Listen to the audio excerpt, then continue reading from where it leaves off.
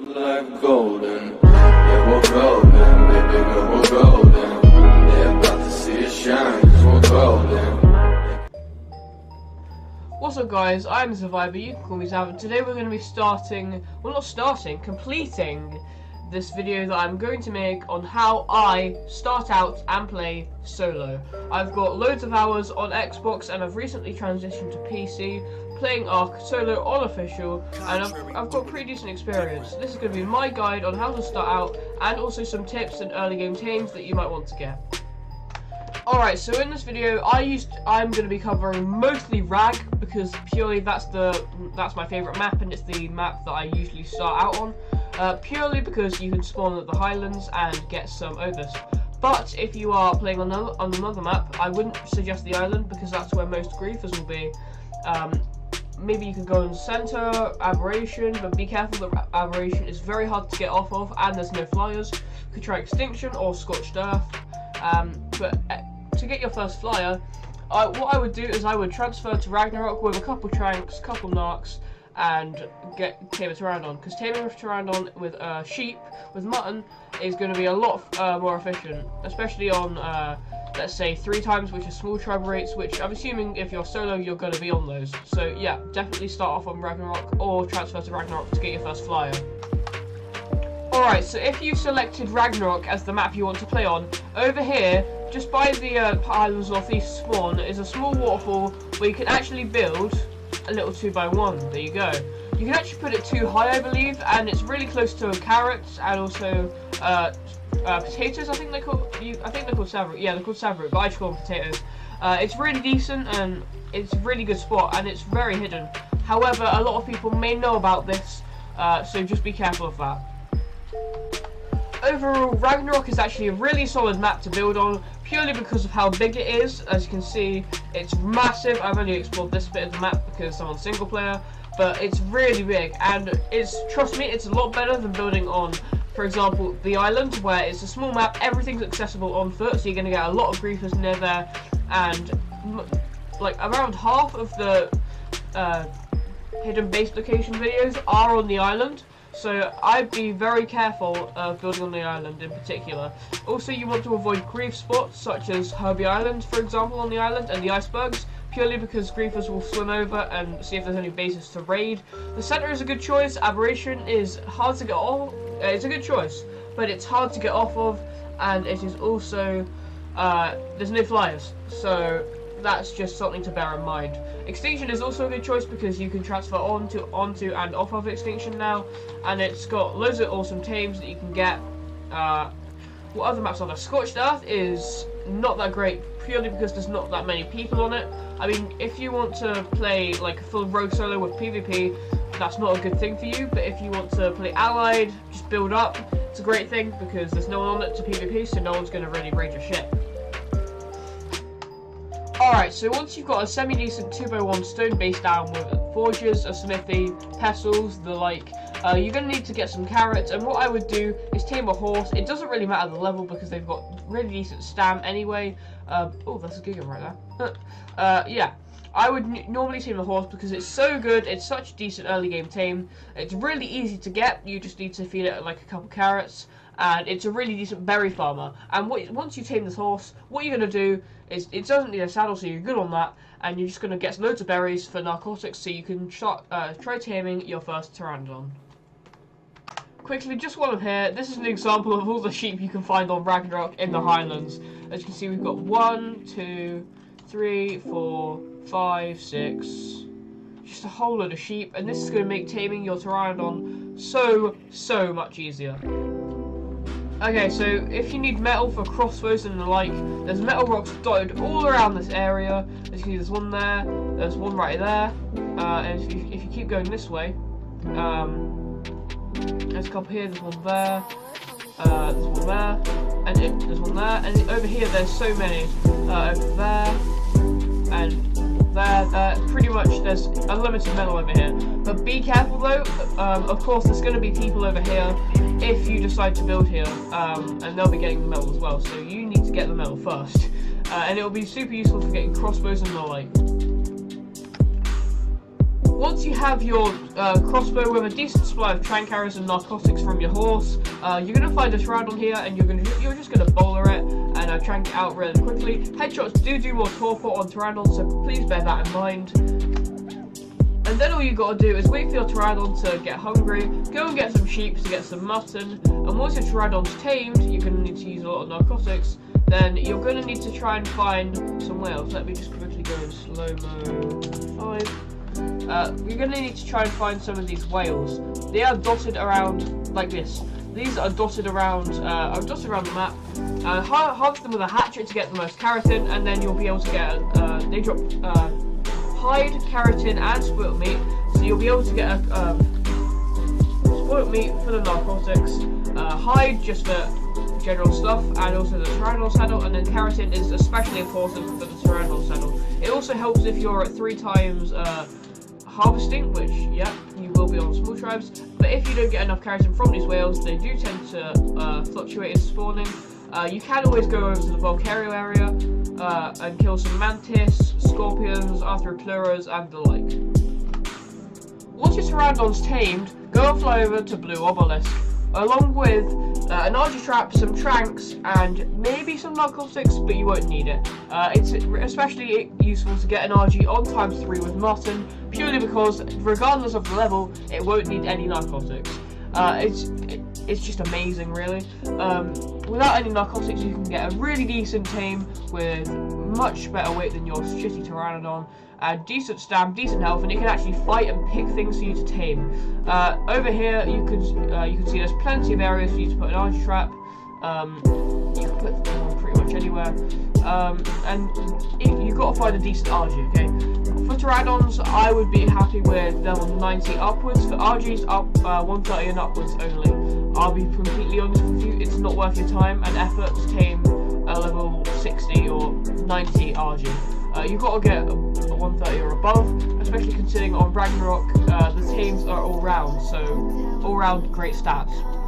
Once you've knocked out your RG, get headshots, by the way, because it's 3 times the torpor, just like pteranodons. But yeah, once you've knocked out your RG and you've waited about 10 to 15 minutes, fly over to the highlands again and grab some mutton from these sheep. I'm not completely sure of all the mutton spawn locations, but the highlands is definitely proven to me to be the most, I would say, reliable for sheep. Purely because of what you see. Look at this disgraceful mess of sheep. But yeah, once you get them up, make sure you have at least 30, because some could spoil, you never know.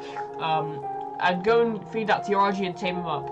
Use the same method as the PT saddle to get the chitin/keratin for your RG saddle. You can go over, mine the whales, or you can try killing some mantis, scorpions, or arthropluras, or dung beetles near the volcano area. And then once you've got your RG, move wherever you want to move to your new base location.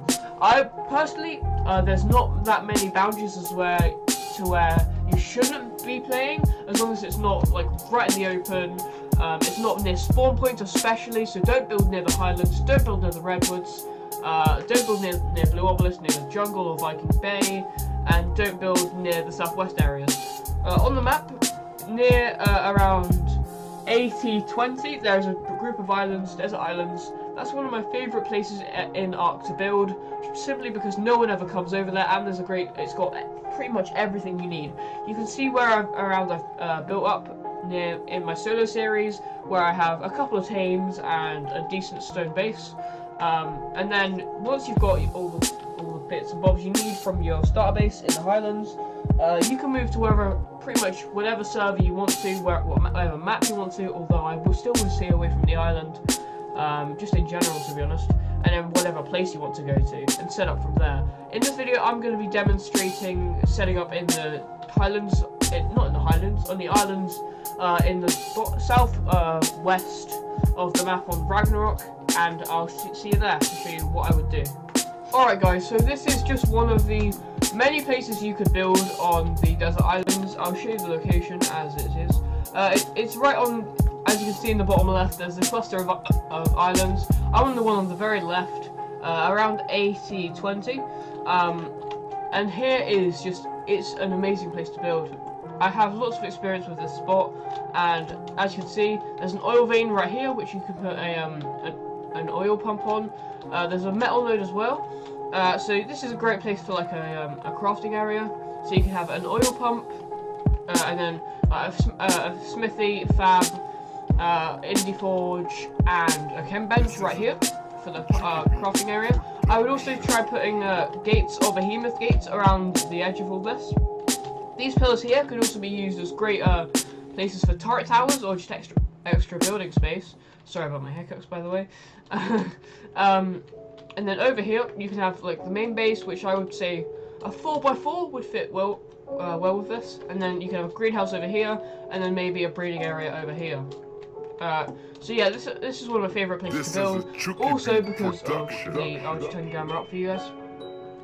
As you can see, there is a sheep spawn over here, and there's also loads of racers, so really good for getting prime as well if there happens to be no sheep.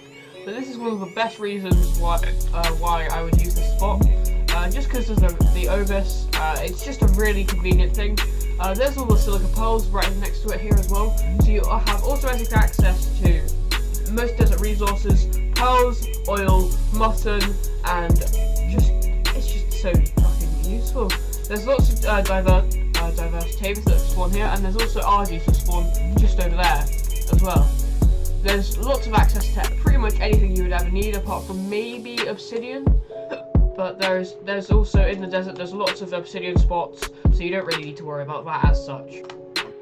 Now I'm going to actually be moving on to regular solo tips. For me, I prefer to be the rogue solo, how Ark's meant to be played. It's a PvP game, and it's not if you get raided, it's when you're going to get raided, because it's going to happen. And most of the tips I'll be giving you in this part of the video mostly will be for this kind of thing. The other option that you could take is being in an alliance, so getting like big tames like Rexes, Quetzals, it may be Gigas and Dragons, but I'm not going to be talking about this in this video. I should also mention that before you even start going onto the map you want to play on, do the XP run on the island. Within about half an hour, you can get to level 70 depending on the times rate, and it's just a really awesome way of getting XP. This is crucial early on because early game levels will actually help you very much in getting to level 100 and unlocking heavy turrets, which is the holy grail of being Ark Solo and Ark unofficial. Effectively, heavy turrets neutralize the ability for other people to raid you on foot, and it's going to be a lot harder to flak run heavies than it is for normal pea shooters.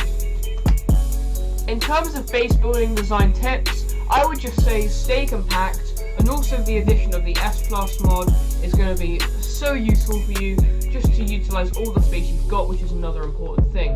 Turret placement is also crucial in base defense, and also if you have any turrets at all is a good decision to make. Turrets are very, very powerful, but they can also give away your base location. So say if you've got a really hidden base design and you have turrets on it, people flying over are going to be shot and your base location is going to be given away. I know it's scary because you've got no defenses, but it will help your base stay hidden in the long run.